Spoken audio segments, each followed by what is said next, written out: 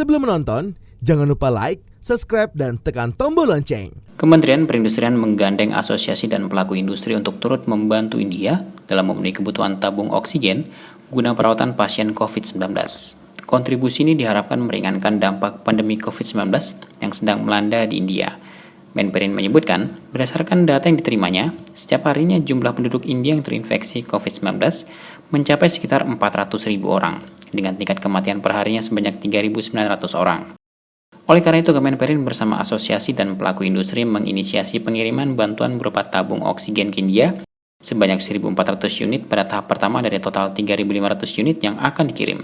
Pada tahap pertama ini, bantuan berasal dari inisiatif industri gas oksigen serta industri petrokimia dan industri tekstil yang berasal dari India. Sedangkan untuk tahap selanjutnya, pembiayaan bantuan tersebut dari APBN.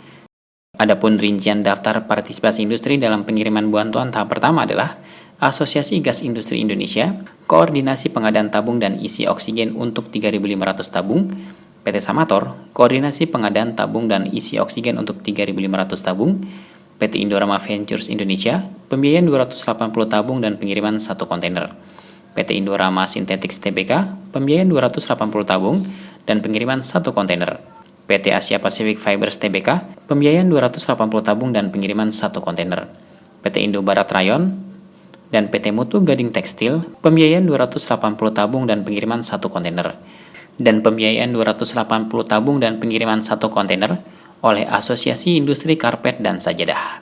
Selama ini India merupakan salah satu negara mitra strategis bagi Indonesia, baik dalam hal diplomatik maupun kerjasama ekonomi, khususnya di sektor perindustrian dan perdagangan.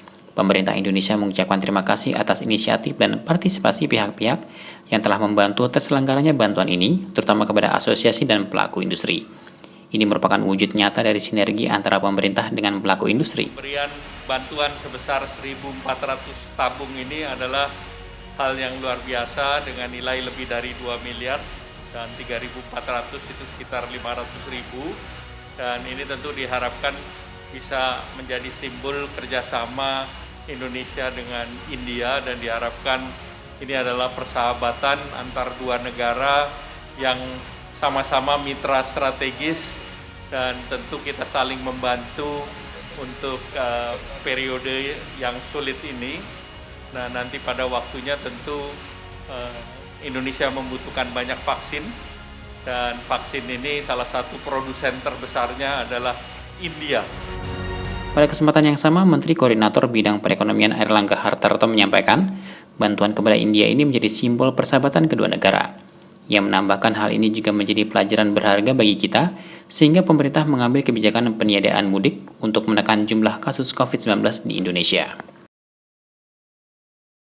Pemerintah daerah Provinsi Jawa Barat berkomitmen untuk terus mendorong pengelolaan sampah berbasis digital sebagai upaya untuk menerapkan konsep ekonomi sirkular.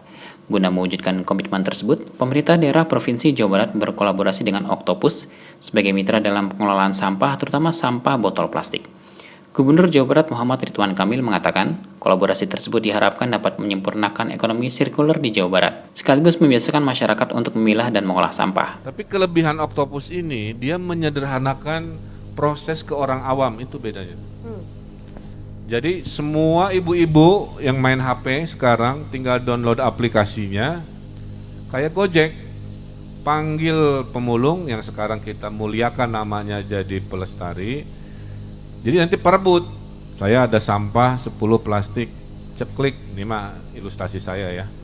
Nanti si cekliknya si ibu muncul ke sistem. Jadi para pelestari atau pemulung itu berlomba-lomba yang radiusnya terdekat diceklekan si ibu untuk datang dan ngebid, kira-kira gitu ya. Persis kayak online Gojek atau Grab lah. Datanglah si orang itu membawa, kira-kira gitu ya. Jadi kuncinya itu adalah digital aplikasinya itu yang membedakan. Nah, sehingga harapan saya ke teman-teman, ini tuh penyempurna, bukan jadi saingan Pak Gubernur. Enggak. Semua yang sifatnya revolusioner dan baik dan user friendly itu saya dukung, ya. Nah, makanya tadi istilahnya tidak usah ikut grup ini grup itu, karena semua orang penghasil sampah dan semua orang bisa menjadi penyelamat lingkungan. Itu kelebihan. Menurut Ridwan Kamil, ekonomi sirkular lebih dari sekedar pengelolaan sampah, karena mencakup keseluruhan proses produksi, distribusi, dan konsumsi dari hulu hingga hilir rantai pasok, sehingga akan banyak pihak yang akan terlibat dalam ekonomi sirkular. Ridwan Kamil menyatakan, adanya kolaborasi dengan Octopus menjadi langkah awal untuk menyempurnakan pengelolaan sampah berbasis digital di Jawa Barat. Ridwan Kamil menuturkan, aplikasi Octopus sudah dapat di-download, dan nantinya masyarakat dapat menyetor sampah ke pelestari lingkungan untuk didaur ulang oleh PT Namasindo Plus. Ridwan Kamil menambahkan, salah satu kelebihan aplikasi Octopus adalah user-friendly atau ramah pengguna. Dengan begitu, semua lapisan masyarakat dapat mengoperasikan Octopus dan berkontribusi menjaga kelestarian lingkungan.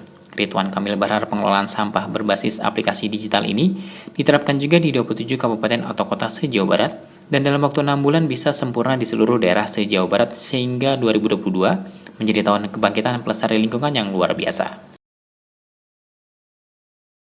Bagi Anda yang ingin berwisata ke Taman Wisata Candi Borobudur saat libur Lebaran tahun ini, terpaksa harus ditunda wisatanya. Hal tersebut dikarenakan objek wisata bersejarah itu akan tutup sementara selama libur Lebaran mulai tanggal 8 sampai 17 Mei 2021. Penutupan ini merupakan upaya PT Taman Wisata Candi Borobudur, Prambanan, dan Ratu Boko untuk mencegah terjadinya penyebaran COVID-19 saat libur Lebaran. Penutupan juga merupakan bagian dukungan kepada pemerintah dalam mengendalikan kasus harian COVID-19. Keputusan ini ditetapkan sesuai dengan kebijakan yang telah diambil oleh pemerintah Kabupaten Magelang dengan dikeluarkannya surat edaran Bupati Magelang tanggal 4 Mei 2021 dengan menetapkan bahwa destinasi wisata untuk daerah dengan zona oranye dan zona merah, maka kegiatan masyarakat di destinasi wisata dilarang dan tempat wisata ditutup untuk umum. Adanya larangan mudik dari pemerintah pusat merupakan upaya untuk menghindari terjadinya kerumunan di destinasi, sehingga dikhawatirkan dapat menimbulkan klaster baru. Selama penutupan, pihaknya akan tetap melakukan perawatan terhadap destinasi sebagai bentuk komitmen terhadap sertifikasi CASA yang diterima dari Kemenparekraf, serta akan terus diikuti dengan upaya preventif yang dilakukan secara berkala untuk penyemprotan disinfektan di seluruh kawasan TWC, serta menjaga kebersihan lingkungan kerja yang diikuti oleh segenap karyawan. Terkait dengan adanya penutupan sementara operasional tersebut, maka untuk kepentingan para pelanggan atau customer yang berkaitan dengan tiketing dapat menghubungi call center TWC. Tim Eljan Media melaporkan.